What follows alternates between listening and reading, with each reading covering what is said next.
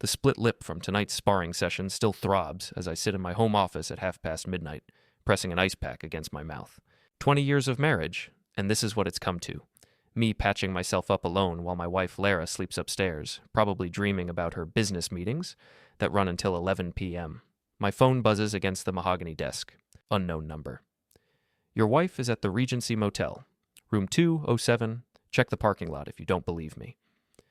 I stare at the screen, a cold chill running through me. Nothing like a midnight scavenger hunt for your dignity, I think bitterly. The Regency. That dive on the east side where truckers and cheaters conduct their sordid business. I should delete the message, go to bed, pretend I never saw it. Instead, I grab my keys. The drive takes 15 minutes through deserted suburban streets lined with identical houses and flickering streetlights. Our neighborhood used to be the place to live, back when the auto plant was running, before the recession hit, before half the storefronts downtown became for-lease signs collecting dust. I'm David Mitchell, by the way. 43 years old, owner of Secure Home Solutions, a residential security business that's been circling the drain for the past 2 years. Before that, I spent 8 years with British intelligence, MI6, though that sounds more glamorous than it was. Mostly surveillance work and background checks, until a car bomb in Belfast left me with a bum knee and a medical discharge. The Regency Motel squats like a concrete toad under flickering neon. The parking lot is half empty, scattered with pickup trucks and economy cars that have seen better decades. And there, parked under a broken light, is Lara's white BMW. Next to it sits a gleaming Ducati motorcycle that I recognize immediately. Before we dive deeper into this story, I have one small request. Please subscribe, drop a like, and tell me in the comments what city you're watching from. My hands grip the steering wheel until my knuckles turn white. The bike belongs to Jake Morrison, Lara's business partner at Morrison & Associates Consulting. 6'2", former Army Ranger, the kind of guy who wears expensive suits but still looks like he could bench press a Buick. He joined Lara's firm 6 months ago, and suddenly she started working late every night. I park 3 spaces away and destroy the engine. Through the thin motel curtains, I can see shadows moving in room 207. 2 figures. Close together, 20 years of marriage. Our daughter Emma just started her senior year of high school. We have a mortgage, shared bank accounts, a life built together brick by brick, and she's throwing it away for some muscled pretty boy with a motorcycle and a silver tongue. The smart thing would be to drive home, hire a divorce attorney, split everything 50-50, and move on with whatever dignity I have left. But I've never been accused of being smart. I get out of the car and walk over to the Ducati. It's a beautiful machine. Carbon fiber, racing stripes, probably cost more than I make in 3 months. Jake's pride and joy, from what Lara's told me. He rides it to work every day, rain or shine, revving the engine loud enough to wake anyone. I kneel beside the bike and locate the brake line. 8 years with MI6 taught me a few useful skills, including basic sabotage techniques. Nothing dangerous, just enough to make the brakes spongy, unreliable. A little reminder that actions have consequences. From my pocket, I pull out a business card and write on the back, "You ride dirty, you crash dirty." I slip it under the windshield wiper of Lara's BMW. As I walk back to my car, my phone buzzes. A text from Lara. "Working late again. Don't wait up." I almost laugh. Almost. The drive home passes in a blur of streetlights and stop signs. Our house sits on Maple Street, a 2-story colonial with white shutters and a picket fence that needs painting. It used to feel like home. Now it feels like a museum, all the artifacts of a marriage that died somewhere along the way. I pour 3 fingers of bourbon and sit in my office, staring at the wall of certificates and commendations from my MI6 days. Queen and country, they used to say. Service before self. I believed in that once, before I learned that loyalty is a one-way street and trust is a luxury most people can't afford. My phone rings at 6:47 a.m. Lara, probably calling to explain why she never came home. "David, thank God you answered." Her voice is shaking. "Something terrible happened. Jake had an accident on his motorcycle. He's okay, but the brakes failed. He could have been destroyed." "That's awful," I say, injecting just the right amount of concern into my voice. "Is he at the hospital?" "No, he's here, at the office. We were working all night on the Henderson proposal, and when he left this morning, the bike just wouldn't stop properly. He managed to lay it down in the parking lot before he hit anything. But David, what if someone tampered with it? Who would do something like that? I don't know, but there was this creepy note on my car. Someone knows we were together last night." I take a sip of coffee, savoring the moment. What did the note say? Something about riding dirty. It was probably just some random crazy person, but I'm scared. What if they come after me next? I'm sure it's nothing, honey. Probably just a coincidence. Motorcycles break down all the time. There's a long pause. You're right. I'm being paranoid. I'll be home around 6 tonight. We need to talk. Looking forward to it. I hang up and pour another cup of coffee. Outside, Mrs. Henderson from next door is walking her ancient poodle, probably hoping to catch some gossip. This neighborhood runs on rumors and speculation like a car runs on gasoline. My daughter Emma appears in the kitchen doorway, already dressed for school in ripped jeans and a crop top that would have given my mother a heart attack. She's 17, beautiful, and completely convinced that the world revolves around her Instagram followers. Dad, did you hear about Mom's coworker? The hot guy with the motorcycle? Ashley's mom saw the ambulance at the motel last night. What motel? The gross one on Route 9. Ashley's mom works the night shift at the diner across the street. She said there were cops and everything. Apparently, the guy crashed his bike in the parking lot. Emma pulls out her phone and starts typing. This is totally going on TikTok. Local hottie nearly dies in mysterious motorcycle crash. I bet I get 1,000 likes. Maybe you should focus on your own life instead of gossiping about other people's problems. She looks up from her phone with that withering stare that only teenage girls can master.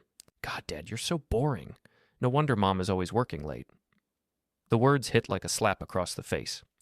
Emma goes back to her phone, completely oblivious to the damage she's just inflicted. She posts something, giggles, then grabs a granola bar and heads for the door. Tell Mom I'm staying at Ashley's tonight. We have a big chemistry test tomorrow, and then she's gone, leaving me alone with my coffee and the growing realization that my entire family has been lying to me. The next few days pass in a haze of forced normalcy. Lara comes home at reasonable hours, makes dinner, asks about my day like nothing happened. She's good at this, the caring wife routine. She always was a talented actress. Jake Morrison doesn't come around anymore. Lara claims he's working from home while his bike gets repaired, but I know the truth. They're being careful now, spooked by the anonymous note and the convenient brake failure. I use the time to do what I do best, surveillance. 20 years ago, MI6 trained me to watch, listen, and gather intelligence without being detected. The skills have gotten rusty, but they're still there, buried under 2 decades of suburban complacency. I start with the basics. Phone records, credit card statements, social media activity. Lara's been sloppy. Expensive dinners charged to her business account, hotel rooms booked under her name, text messages that disappear as soon as she thinks I'm not looking. The picture that emerges makes my stomach turn. This isn't some recent fling brought on by a midlife crisis. Lara and Jake have been planning this for months, maybe longer. They've been discussing my business, my finances, even my relationship with Emma. He's so pathetic, one recovered text message reads. Still talks about his spy days like he was James Bond instead of some desk jockey who got blown up by accident. Another one from Jake. Don't worry about the divorce. I know a guy who can make sure you get everything. The house, the business, full custody. David won't know what hit him. I print out the messages and file them away. Evidence for later. My business partner Tom Rodriguez calls on Thursday afternoon. We've been friends since high school, built secure home solutions together from nothing. He's the tech guy, I handle sales and installation. David, we need to talk. I'm getting some weird calls about you. What kind of calls? Clients asking if it's true that you've been harassing people. The Hendersons want to cancel their contract. They heard you've been stalking your wife or something. I close my eyes. Lara's been busy. Tom, you know me. Have I ever harassed anyone? Of course not, but people are talking. Maybe you should take some time off. Let this blow over. This is my company too. I know, but right now your name is toxic. Give it a few weeks, let me handle the clients. We'll figure something out. After he hangs up, I sit in my office staring at the wall. 20 years of building a reputation, gone in a matter of days. Lara's not just cheating on me. She's systematically destroying my life. That evening, she brings up divorce over dinner. David, I think we both know this isn't working anymore. She's using her therapist voice, calm and reasonable. We've grown apart.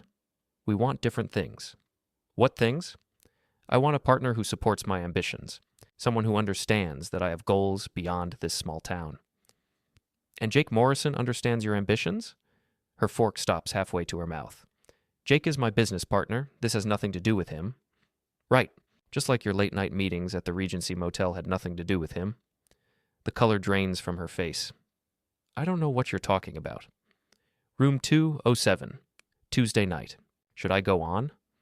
Lara sets down her fork and looks me straight in the eye. Fine. Yes, Jake and I are involved. We didn't plan for it to happen, but we fell in love. Real love, David. Not this empty marriage we've been pretending to maintain. What about Emma? What about our life together? Emma will adjust. She's almost 18 anyway, and what life? You sit in your office all day playing secret agent, installing security systems for people who think you're a joke. I'm building something real with Jake. The words cut deep because there's truth in them. My business is failing. I have been living in the past. But that doesn't excuse what she's done. So what now? I ask. I want you to move out. Jake has a lawyer who can handle the paperwork. We'll split everything fairly. Fairly? I get the house, you get the business. I keep custody of Emma during the week, you get weekends. It's very reasonable. I almost admire her audacity. She cheats on me, destroys my reputation, and then offers me the scraps of my own life like she's doing me a favor. I need time to think about it. Of course. Take all the time you need. But David, don't make this ugly. For Emma's sake. After dinner, I go for a walk around the neighborhood. The autumn air is crisp, and the leaves are just starting to turn. This used to be my favorite time of year. I'm passing the Morrison house. Jake's parents still live here, though he has his own place downtown, when I see him in the driveway, working on his Ducati. The bike looks good as new, all the damage from his little spill repaired. He sees me coming and straightens up, wiping grease from his hands with a shop rag. He's wearing jeans and a t-shirt that shows off his military tattoos. Even I have to admit he's an impressive physical specimen. David, how's it going? Can't complain. How's the bike? Good as new. Weird thing about those brakes failing. The mechanic said it looked like someone cut the line, but that's crazy, right? Who would do something like that? I shrug. Probably just wear and tear. These European bikes are temperamental. Yeah, probably. He steps closer, and I can smell his cologne, expensive stuff that probably cost more than I spend on groceries in a month. Listen, about Lara and me, I want you to know it wasn't planned. These things just happen sometimes. These things? Two people meeting, connecting. You can't fight chemistry. No, I suppose you can't. Lara's an amazing woman. She deserves someone who appreciates her ambition, her intelligence, someone who can keep up with her. The implication is clear. I'm not that someone. Never was, never could be. She's all yours, I say. Just take care of her. Jake smiles, probably thinking he's won. I will. And David? Thanks for being cool about this. A lot of guys would make it messy. I'm not a lot of guys. No, you're not. I continue my walk, but my mind is racing. Jake Morrison thinks he's got it all figured out. Lara thinks she's in control. Even Emma thinks I'm just some boring middle-aged loser who'll roll over and accept whatever scraps they throw me. They're all about to learn how wrong they are. Friday morning brings another blow. My oldest friend Mike Stevens calls to cancel our weekly poker game. Sorry, Dave. The guys don't feel comfortable with you there right now. What guys? You know, Tom, Bill, Jerry. Everyone's heard about the divorce, and some of the stuff Lara's been saying. What stuff? Mike sighs. She's telling people you've been stalking her. Following her to work, going through her phone, making threats. Bill's wife heard it at the salon. And you believe that? I don't know what to believe anymore. Lara showed up at Jenny's book club Wednesday night crying, said she was afraid to be alone with you. She had bruises on her wrists. I never touched her. Look, Dave, I've known you since we were kids. But marriages make people crazy sometimes. Maybe you should talk to someone, get some help. I don't need help. I need friends who don't believe every lie my cheating wife tells them. She's not lying about the affair. Jake confirmed it. Said they tried to keep it quiet out of respect for you, but you found out and went ballistic. The pieces click into place. Lara and Jake aren't just covering their tracks, they're rewriting history, making me the villain in their love story. Mike, listen to me carefully. I have never threatened Lara. I have never laid a hand on her. Whatever bruises she showed your wife, I didn't put them there. Then how do you explain them? I can't, but I know I didn't do it. There's a long pause. Maybe it's better if we take a break from poker for a while. Let things cool down. Sure, Mike. Let things cool down. After he hangs up, I sit in my kitchen drinking coffee and staring at the wall. In 3 days, I've lost my business reputation, my marriage, and now my friends. Lara's not just leaving me, she's salting the earth behind her. Emma comes downstairs around noon, dressed in her usual uniform of designer jeans and attitude. Dad, I need money for homecoming. The dress I want is $300. $300 for a dress you'll wear once? God, you're so cheap. Mom already said yes, but she's busy with work stuff. Can you just give me your credit card? What work stuff? I don't know, some big presentation. She and Jake are working all weekend at his apartment. She said not to wait up. Of course they are. Emma, we need to talk about what's happening between your mother and me. She rolls her eyes. You're getting divorced. I know. Ashley's parents got divorced last year. It's not that big a deal. It's not that simple. Yes, it is. You guys don't love each other anymore, so you're splitting up. Mom will be happier with Jake, and you can find some boring girlfriend who likes watching old spy movies. The casual cruelty of it takes my breath away. Is that what your mother told you? She didn't have to tell me anything. I have eyes. Jake is successful, good-looking, fun to be around. You're... She waves a hand vaguely in my direction. You. I'm your father. Yeah, and you'll still be my father after the divorce. You'll just be my father who lives in some sad apartment and sees me every other weekend. She grabs my wallet from the counter, pulls out my credit card, and heads for the door. I'll be at the mall with Ashley. Don't wait up. And then I'm alone again, sitting in the house I've been paying for, surrounded by the life I've been building for 20 years, while my wife and daughter treat me like an inconvenient obstacle to their happiness. That evening, I drive to Murphy's Gym on the south side of town. It's a real gym. No mirrors, no juice bar, just heavy bags, weights, and the smell of sweat and determination. I've been coming here twice a week since my divorce from the intelligence service, partly for exercise and partly because hitting things helps me think. The owner, Pat Murphy, is a former Marine who lost his left leg in Iraq. He's also the closest thing I have to a friend who isn't buying Lara's victim act. You look like hell, he says when I walk in. Feel worse. Heard about the divorce? Sorry, man. You hear anything else? Pat shrugs. Small town, people talk. Most of it's probably bullshit. What kind of bullshit? The kind where a woman needs to justify cheating on her husband, so she makes him out to be the bad guy. Classic playbook. I wrap my hands and start working the heavy bag. Each punch is a release, a way to channel the rage and frustration that's been building for days. You know what pisses me off most? I say between combinations. It's not the cheating. People fall out of love. It happens. It's the way she's trying to destroy me on the way out. Like 20 years of marriage means nothing. Some people can't just leave, Pat says. They have to burn the village down behind them. She's got everyone convinced I'm some kind of dangerous stalker. My own daughter thinks I'm a pathetic loser.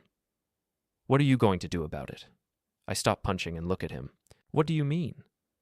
I mean, are you going to roll over and let them destroy you, or are you going to fight back? I'm not sure there's anything to fight back with. Pat limps over and adjusts the bag. You were MI6, right? Intelligence work? Yeah. So you know how to gather information, how to find leverage, how to plan an operation. This isn't an operation, Pat. It's my life falling apart. Same skill set applies. The question is whether you're going to use it or spend the rest of your life wondering what might have been. I think about that as I finish my workout. Lara and Jake have been planning this campaign against me for months. They've been methodical, strategic, ruthless. They're treating this like a war. Maybe it's time I started fighting back. Saturday morning, I get a call from Tom Rodriguez asking me to meet him at our office. Secure Home Solutions operates out of a small building downtown. Nothing fancy, but it's been home for 15 years. When I arrive, Tom is waiting with Mike Stevens and two other guys from our poker group, Bill Patterson and Jerry Walsh. They're all sitting around the conference table like it's an intervention. What's this about? I ask. Sit down, Dave, Mike says. We need to talk. I take a seat across from them, noting the way they're all avoiding eye contact. Let me guess. Lara called you. She's scared, Bill says. Really scared. She showed up at our house last night crying, said you've been following her, making threats. What kind of threats? She said you told her that if you couldn't have her, nobody could, Jerry adds. Classic stalker behavior. I almost laugh. And you believe that? We want to believe you, Tom says. But the evidence is piling up. The thing with Jake's motorcycle, the harassment, the threats. Lara's got pictures of the bruises you gave her. I never touched her. Then explain the bruises. I can't explain them because I didn't put them there. Mike leans forward. Dave, you've been acting strange for weeks. Paranoid, angry, talking about spy stuff like you're still in the game. Maybe you need professional help. What I need is friends who don't take the word of a cheating wife over someone they've known for 20 years. She's not just some cheating wife, Bill says. She's a respected businesswoman, a pillar of the community. You're a guy whose security business is failing and who can't let go of the past. The words hit like punches. These men have been my friends since high school. We've been through divorces, losses, job changes. Everything life can throw at you. And now they're sitting here treating me like a threat. So what is this? I ask. An intervention? We think you should leave town for a while, Tom says. Take a vacation, clear your head, let things settle down. And if I don't? Then we're going to have to take steps to protect Lara and Emma. What kind of steps? Mike reaches into his jacket and pulls out a folded piece of paper. Restraining order. Lara filed it yesterday. You can't go within 500 feet of her, Jake, or Emma. I take the paper and scan it quickly. It's all there. Allegations of stalking, harassment, threats of violence, even a claim that I've been drinking heavily and making suicidal statements. This is all lies. Maybe, Jerry says, but it's legal now. You violate this order, you go to jail. I look around the table at these men who used to be my friends. You really believe I'm capable of hurting Lara? Or Emma? We believe you're capable of losing control, Bill says, and we're not going to let that happen. I fold the restraining order and put it in my pocket. Fine. You want me gone? I'm gone. But when you find out what Lara and Jake are really up to, don't come crying to me. What's that supposed to mean? Tom asks. It means your precious Lara isn't the victim she's pretending to be, and Jake Morrison isn't the white knight riding to her rescue. They've been planning this for months, systematically destroying my reputation so they can take everything I've worked for. You're paranoid, Mike says. Am I? Ask yourself this. How did Lara get those bruises? If I didn't give them to her, who did? I can see doubt creeping into their eyes, but it's too late. They've chosen sides, and I'm on the wrong one. I stand up and head for the door. Tom, I'll have my lawyer contact you about selling my share of the business. Mike, thanks for 20 years of friendship. Really appreciate the loyalty. Dave, wait. But I'm already gone, walking out into the bright autumn sunshine with nothing left to lose. That afternoon, I start putting my plan into motion. The first step is intelligence gathering. Lara and Jake think they're being careful, but they're amateurs playing at spy games. I know how to watch people without being seen, how to gather information without leaving traces. Jake's apartment is in a converted warehouse downtown, the kind of trendy loft space that costs 3 times what a normal apartment should. I park across the street with a good view of the entrance and settle in to wait. They arrive around 6 p.m. in Jake's BMW. Apparently the Ducati is just for show. Through the telephoto lens I bought years ago for surveillance work, I can see them clearly. Lara's wearing a black dress I've never seen before, and she's laughing at something Jake said. She looks happy, carefree, nothing like the terrified victim she's been playing for everyone else. They disappear into the building, and I wait. 3 hours later, they emerge again, this time dressed casually. Jake's wearing jeans and a leather jacket. Lara has on yoga pants and a sweater. They walk to a restaurant 2 blocks away, holding hands like teenagers. I follow at a distance, taking pictures with the long lens, not because I need evidence of the affair, everyone already knows about that, but because I want to document the real Lara Morrison, not the frightened victim she's been performing for my former friends. At the restaurant, they sit at a table by the window. I can't hear what they're saying, but their body language tells the story. This isn't a guilty couple sneaking around. They're comfortable, confident, planning their future together. Lara pulls out her phone and shows Jake something that makes him laugh. Then she takes a selfie of the two of them, probably for social media. The wronged wife, moving on with her life after escaping her dangerous husband. I take pictures of everything. The next morning, I implement phase 2 of my plan. Monday morning, I wake up in the cheap motel where I've been staying since the restraining order forced me out of my own house. The Sunrise Inn isn't much to look at, but it's clean and anonymous, and the desk clerk doesn't ask questions when you pay cash. I've spent the weekend gathering intelligence, and now I have enough ammunition to start my counterattack. The first target is Jake Morrison's business reputation. Morrison and Associates Consulting claims to specialize in corporate restructuring and efficiency optimization. Sounds impressive until you dig into the details. Jake's been inflating his credentials, claiming military experience he doesn't have, and degrees from universities that have no record of him.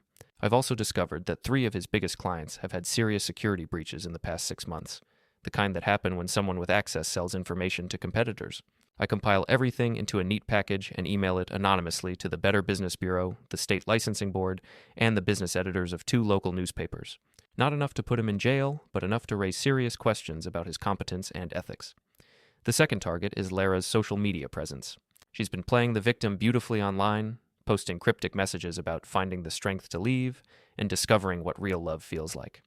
Her book club friends and yoga buddies have been very supportive, offering prayers and encouragement for her brave journey.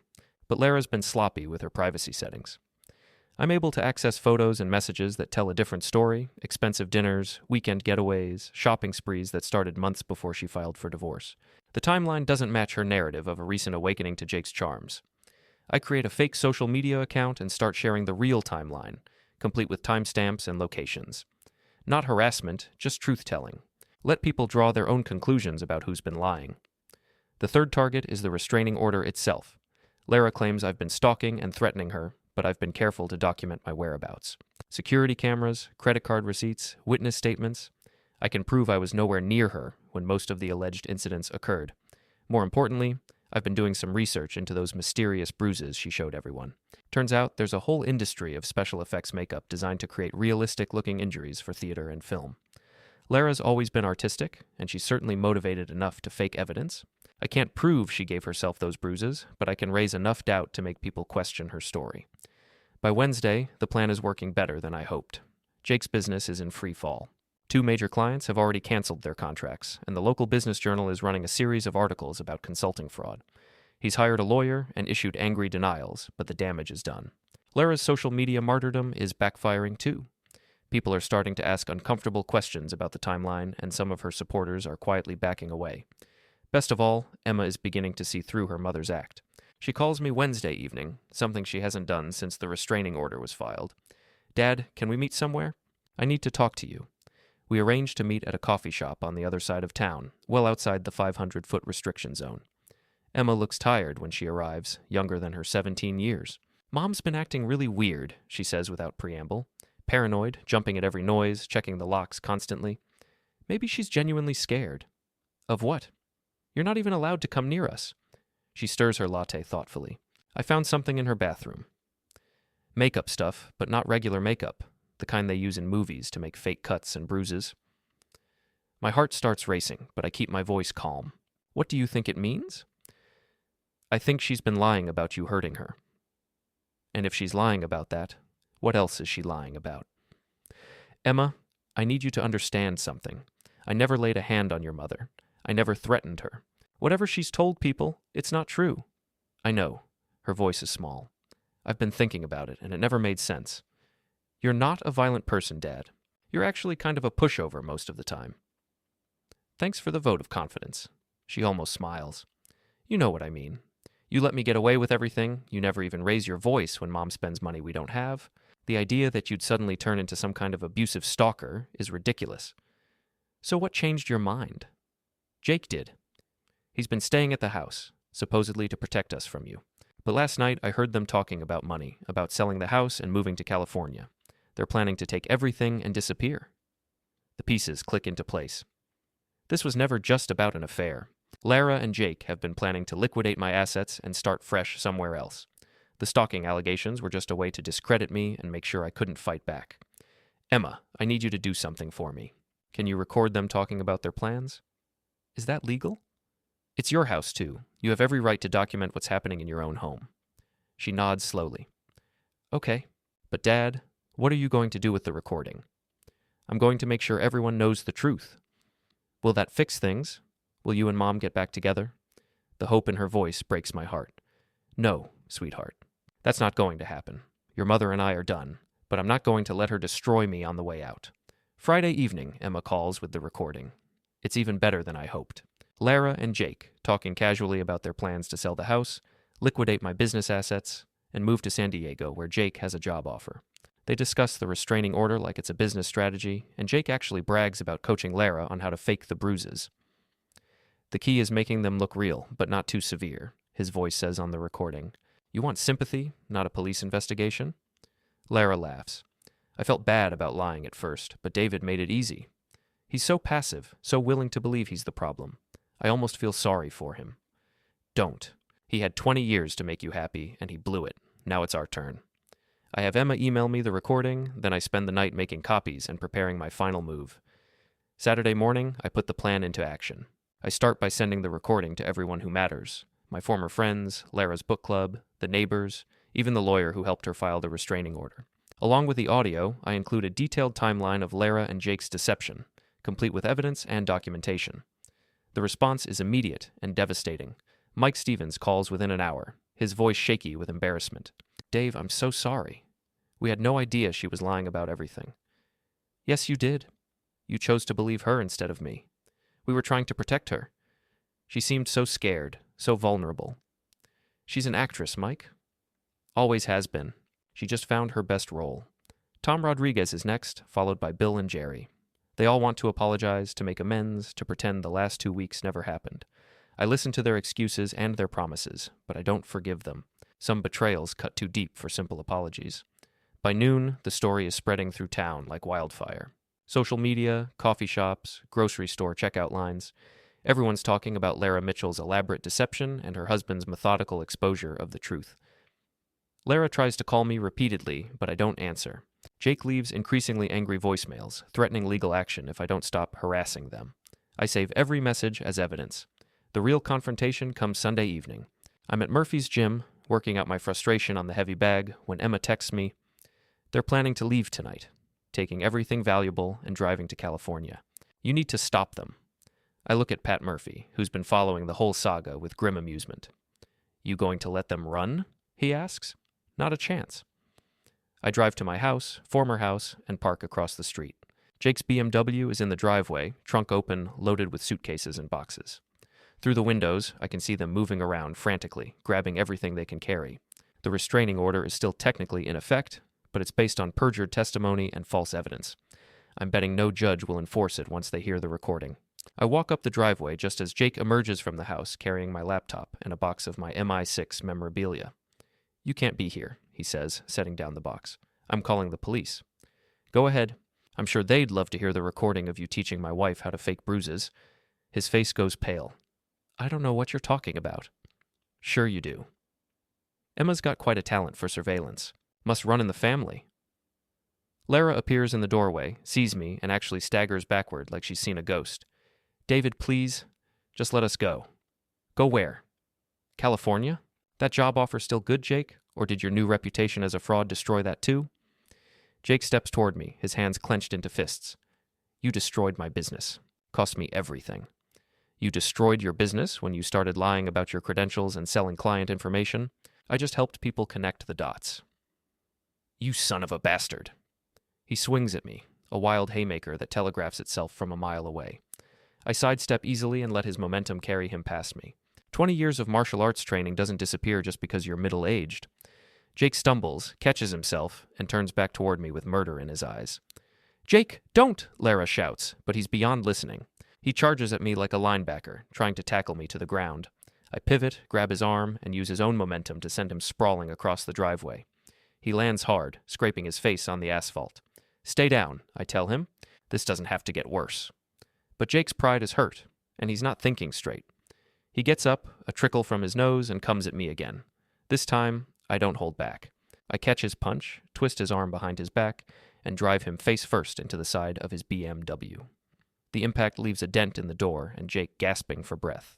I said, "Stay down." Lara is screaming now, probably hoping the neighbors will call the police. Let them come. I have nothing left to hide. Jake tries one more time, pulling a knife from his pocket.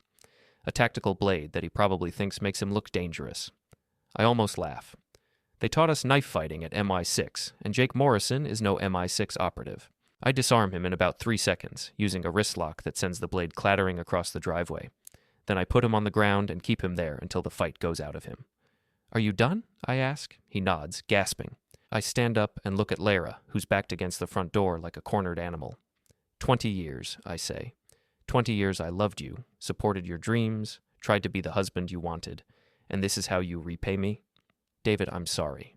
I never meant for it to go this far. Yes, you did. You planned every bit of it.